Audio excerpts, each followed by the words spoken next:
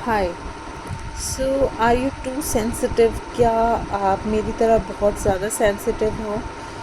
अगर आपको कोई कुछ चीज़ों पे ब्लेम करता है और या टोन्ट्स करता है, तो आप अपने आप को ना बहुत एक्सप्लेन करने लग जाते हो कि नहीं, ये मैंने नहीं किया, या ये लोग मुझे क्यों हमेशा टारगेट करते हैं, है ना?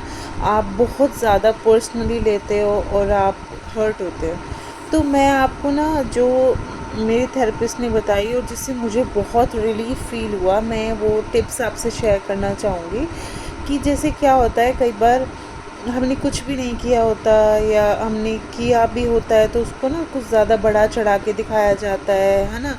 आपको बहुत ज़्यादा ब्लेम किया जाता है कि घर में एक सॉफ्ट टारगेट होते हो आप, क्योंकि आप रिएक्शन भी ज़्यादा देते हो। और अगर आप फिर अपने आप को एक्सप्लेन करना चाहते हो तो कई लोग क्या होते हैं, वो सुनना ही नहीं चाहते। वो ये मोस्टली घर में होते हैं जो थोड़े से एल्डर होते हैं, सीनियर होते हैं हमसे। वो अपनी बात को सही प्रूफ करने पे ही लगे रहते हैं और वो ये दिखाना चाहते हैं कि नहीं, मतलब हमने जो कहा वही ठीक है। उससे क्या है, उन्हें नहीं पता कि दूसरे इंसान को कितना फ़र्क पड़ रहा है, कि वो कितना ज़्यादा इस चीज़ को अपने वर्थ पे ले रहा है या कितना फ़ील कर रहा है ना? कि मैंने तो ये किया भी नहीं, हर बार मैं क्यों टारगेट होती हूँ या होता हूँ। मैं आपको एक मुझे जो मेरे थेरेपिस्ट ने बताया, मुझे बड़ा ही अच्छी लगी। आप अपनी लाइफ में कुछ लोगों की प्रायोरिटी लिस्ट बना लीजिए कि मुझे इस इंसान से फ़र्क पड़ता है। जब आप ये प्रायोरिटी लिस्ट बना लेंगे क्लियर कट कि ये मेरी लाइफ में ये 2-4 लोग ही आपकी प्रायोरिटी होनी चाहिए। अगर हर कोई आपकी प्रायोरिटी होने लग गए तो वो आपको वैसे ही मेंटली एग्जॉस्टिंग होगा। तो 2-4 लोगों की आप प्रायोरिटी बना लीजिए कि मेरी लाइफ में ये मैटर करते हैं। आप सिर्फ उनको एक्सप्लेन कीजिए कि दिस एंड दैट, वो आपके बारे में क्या सोचते हैं, आपको बस उससे फ़र्क पड़ना चाहिए। दुनिया क्या सोच रही है, रिलेटिव्स क्या सोच रहे हैं, कोई क्या सोच रहा है, उससे आपको फ़र्क नहीं पड़ना चाहिए, है ना? जैसे ही गेव एन एग्जाम्पल कि ना, जैसे उन्होंने बताया कि मैं एक साइकोलॉजिस्ट हूँ जैसे, और किसी ने मेरे से कहा कि पूछा कि आप क्या करते हो, आप साइकोलॉजिस्ट हो? तो उसने कहा कि हाँ जी, मैं एक साइकोलॉजिस्ट हूँ। तो कहते नहीं, साइकोलॉजिस्ट जैसा तो कुछ होता ही नहीं है, और ये कुछ भी नहीं होता, ये क्या होता है, ये माइंड पढ़ना और ये सब क्या होता है। उसने बिल्कुल ही टोटली डिनाई कर दिया कि मैं नहीं मानता। तो उन्होंने बताया कि मैंने कोई रिप्लाई ही नहीं दिया उसे, है ना? क्योंकि मैटर ही नहीं करता। अब आप उस इंसान को कैसे समझाओगे कि मैं एक साइकोलॉजिस्ट, और ये साइकोलॉजिस्ट इतना अच्छा करियर, आप कितनी अपनी एनर्जी उसमें वेस्ट करोगे?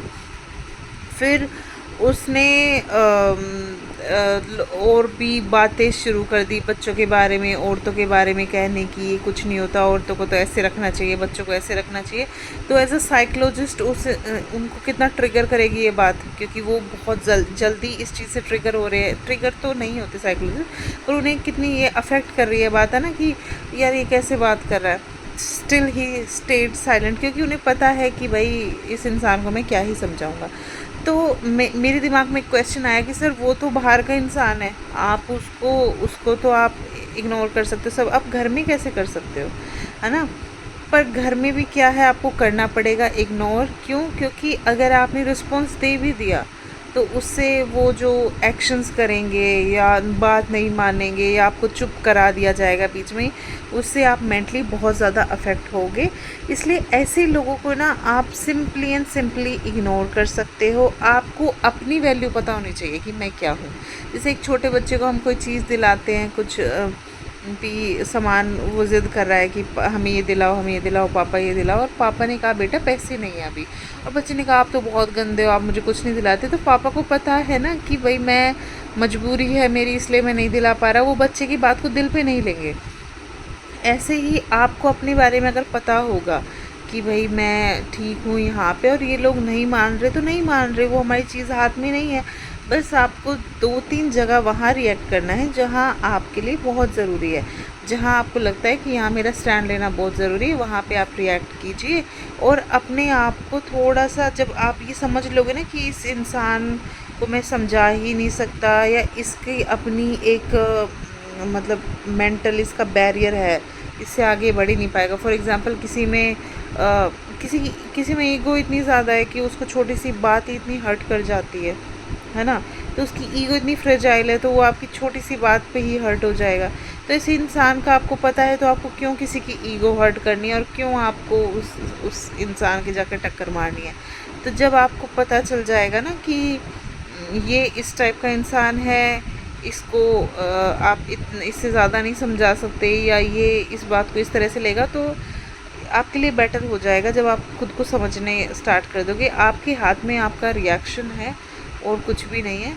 और इससे क्या होगा, आपको बड़ा मेंटल पीस मिलेगा। क्योंकि मैं ना हर किसी के कमेंट को पर्सनली ले लेती थी कि इसने मुझे कहा है, मैं तो ऐसी हुई नहीं है, मुझे क्यों ब्लेम कर रहा है ना। और मुझे उस इंसान से फ़र्क पड़ता था कि ये मेरे बारे में ऐसा क्यों सोच रहा है। भाई वो सोचेगा, आप कुछ भी कर लो, वो सोचेगा। सो बेटर है कि आप एक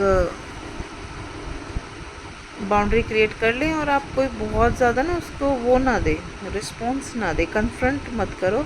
जहाँ आपको लगता है कि हाँ ये मेरे लेवल का नहीं और इसे मैं समझा भी नहीं सकता।